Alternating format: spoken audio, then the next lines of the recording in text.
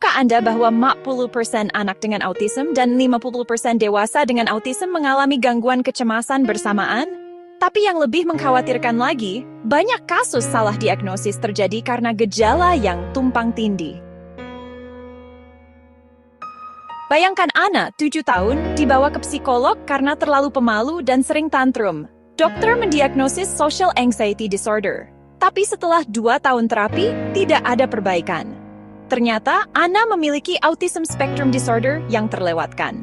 Hari ini, kita akan membahas mengapa kesalahan diagnosis ini sering terjadi, bagaimana membedakannya, dan apa yang bisa orang tua lakukan.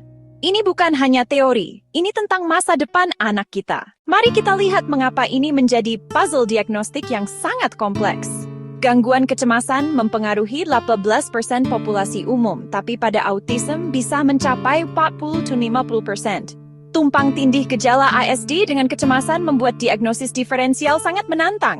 Tingkat tumpang tindih gejala yang tinggi antara kedua gangguan ini.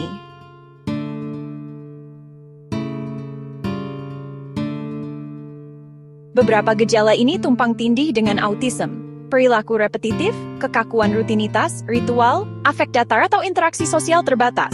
Anak menghindari situasi sosial social anxiety, atau kesulitan komunikasi autism, tantrum saat perubahan rutinitas, generalized anxiety, atau restricted behavior autism, tidak mau bicara di sekolah, selective mutism, atau communication deficit autism. Untuk benar-benar memahami perbedaannya, kita harus masuk ke level neurologis. Ini bukan teori, ini neuroscience terbaru.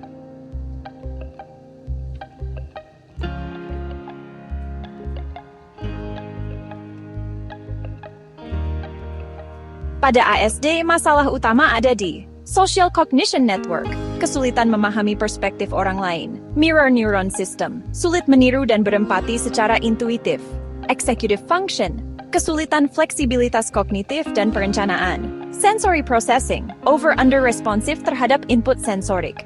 Contoh, Kevin 6 tahun, bisa hafal 200 jenis dinosaurus dengan detail luar biasa, tapi tidak mengerti mengapa temannya bosan mendengarkan ceritanya tentang T-Rex selama 30 menit.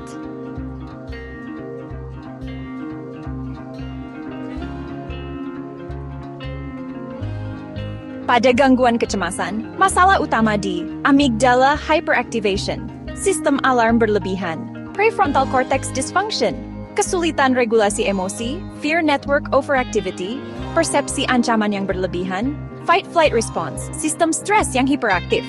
Contoh, Sarah, 8 tahun, sangat takut berbicara di depan kelas karena khawatir teman-teman akan menertawakannya. Tapi di rumah bisa bercerita dengan lancar selama berjam-jam. Sekarang mari kita bedah area-area yang paling sering membingungkan, bahkan dokter berpengalaman. Tidak mengerti unwritten social rules, theory of mind terbatas, tidak paham orang lain punya perspektif berbeda. Kesulitan komunikasi tidak terbatas pada setting tertentu, tapi pervasif di semua situasi. Empati ada, tapi cara mengekspresikannya tidak tepat. Mengerti aturan sosial, tapi takut melakukan kesalahan. Ketakutan berlebihan akan evaluasi negatif dari orang lain. Empati baik, tapi terhalang oleh kecemasan. Bisa normal di situasi yang nyaman.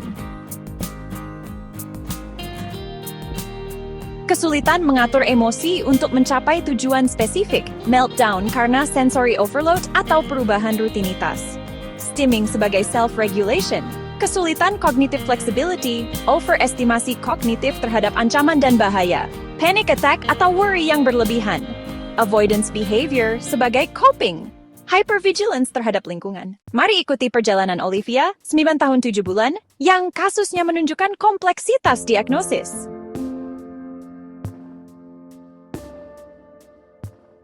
Orang tua melaporkan, khawatir tentang segalanya.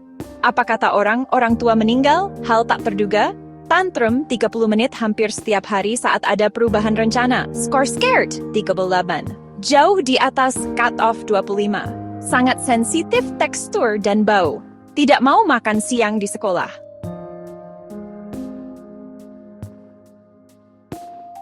Saat evaluasi mengungkap, minat terbatas yang intens, obsesi membicarakan kecemasannya, daftar 20 plus nama teman tapi ternyata hanya kenalan superficial, kontak mata minimal, seperti melihat hiu putih yang menakutkan, merasa sedang acting dalam interaksi sosial, sangat melelahkan. Hand flapping dan puppy dog arms saat excited. Dual diagnosis. 1. Autism spectrum disorder. Berdasarkan reduced nonverbal expression, limited social insight, intense specific interests. 2. Generalized anxiety disorder. Berdasarkan persistent diffuse worries, difficulties with uncertainty. Mengapa bukan OD? Perilaku problematik sebenarnya stemming dari anxiety yang out of control, bukan oppositional defiance. Bagaimana clinician dan orang tua bisa membedakan dengan tepat? 1. Start with standard anxiety criteria. Apakah gejala kecemasan di atas ekspektasi developmental level? 2. Developmental history. Gejala ISD muncul early childhood, anxiety disorder biasanya later childhood adolescence. 3. Multi-setting observation. Rumah, sekolah, klinik. Part. Multiple informants. Orang tua, guru, anak sendiri. Tools yang direkomendasikan. Untuk ASD, ADOS 2. Gold Standard Observation. A2 Anxiety. ADSC-P.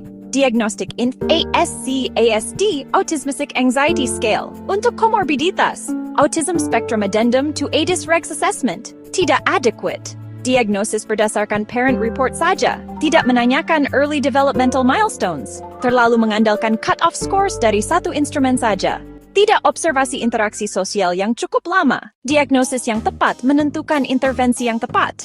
Ini bukan hanya academic exercise, ini tentang kualitas hidup anak. Jika pure anxiety, CBT dengan exposure therapy dan cognitive restructuring, SSRI medication jika diperlukan, fokus pada reducing avoidance behavior. Jika pure ASD, social skills training, communication therapy, sensory accommodations, interest-based interventions. Jika comorbid plus anxiety, adapted CBT untuk ASD dengan anxiety, fokus pada transdiagnostic processes, emotion regulation, intolerance of uncertainty, reduced session lengths, increased parent involvement, use of special interests. Faktor khusus yang perlu dipertimbangkan. Gender. Perempuan lebih likely camouflage autism traits, leading to misdiagnosis.